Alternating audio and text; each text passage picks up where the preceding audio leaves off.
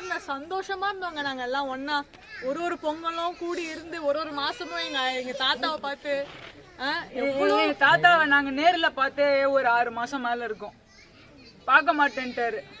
அது காரணம் ஒரே ஒரு ஆளுதான்.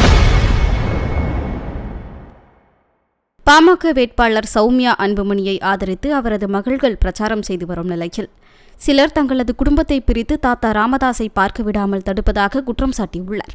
ஆனா இந்த முறை நாங்க ஒரு விஷயம் மனசு விட்டு உங்ககிட்ட பேசலாம் தான் வந்தோம். இந்த குடும்பம் உங்களுக்கு தெரியும்ல, நம்ம குடும்பம்னே சொல்றேன், எங்க குடும்பம்ன்ற பாருங்க, நம்ம குடும்பம் உங்களுக்கு தெரியும்ல. நாங்க ஐயா நாங்கெல்லாம் சந்தோஷமா எங்க தாத்தா எங்க அப்பா எப்படி இருந்தாரு தெரியுமா? தெரியும்ல உங்களுக்கு. நம்ம பொங்கல் எல்லா நிகழ்ச்சிக்கும் நாங்க தைலாபுரத்துல தான் இருப்போம், அவரு கூட தான் இருப்போம். அப்படியே பேரன் பேத்தினா பேரன் விட பேத்தினா உயிர் அவருக்குலாம். இதுதான் உயிர் அவருக்கு. இது இந்த குடும்பத்தை ஒருத்தர்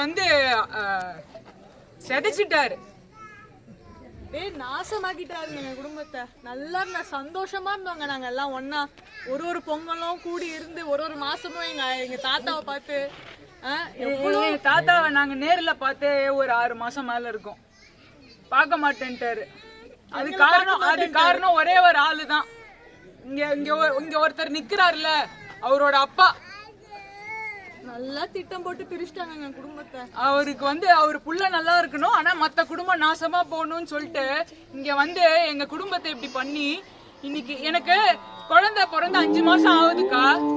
எங்க தாத்தா அந்த குழந்தை முகத்தை கூட பார்க்க விடல அவரு. அது பேரு கூட எங்க தாத்தாக்கு தெரியாது. முதல்ல எங்களெல்லாம் எங்க ஐயா தான் பாப்பாரு. பிறகுறதுக்கு முன்னாடி ஆஸ்பத்திரியில இருப்பாரு. அவர் முதல் குழந்தை பிறந்தப்பெல்லாம் வெளில நின்றுட்டு இருந்தாரு. டாக்டர் கிட்ட பேசிட்டே மாசம் போன் பண்ணுவாரு, எப்படி இருக்க நீ இந்த முறை. அவர்கிட்ட போய் நான் செய்தி சொன்னதோட சரி. அதுக்கப்புறம் நான் அவரை பார்க்கல, அவரே எனக்கு போன் பண்ண விடல அவரை. அதுதான் உண்மை.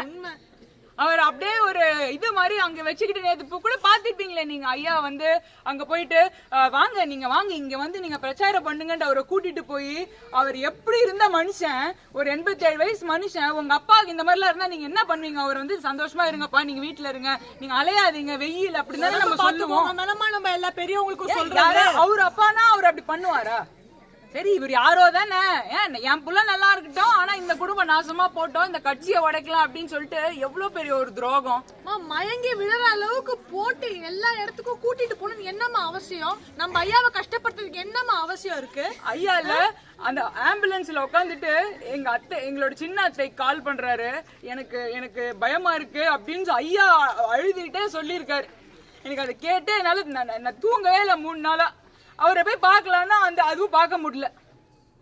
இதுக்கெல்லாம் ஒரே ஒரு ஆள் தான்மா காரணம். நான் உங்ககிட்ட நான் வேற எதுவும் கேட்க வரல. நீங்க அந்த துரோகிய தயவு செஞ்சு மன்னிக்காதீங்க. நீங்க யாரும் அந்த துரோகிய மன்னிக்காதீங்க, அந்த குடும்பத்தை மன்னிக்காதீங்க, அந்த துரோகிக்கு வாய்ப்பு தராதீங்க இந்த இடத்துல. எங்க குடும்பத்தை பிரிச்சவங்க எப்படிமா உங்களை நல்லா பாத்துக்க முடியும்? நல்லா சந்தோஷமா இருந்தோம்மா, எவ்வளோ வருஷம். இது வரைக்கும் என்னென்னமோ பார்த்திருக்கோம். செய்திகளை உள்ளது உள்ளபடி தெரிந்து கொள்ள ரெஃப்ளெக்ட் நியூஸை சப்ஸ்கிரைப் பண்ணுங்க.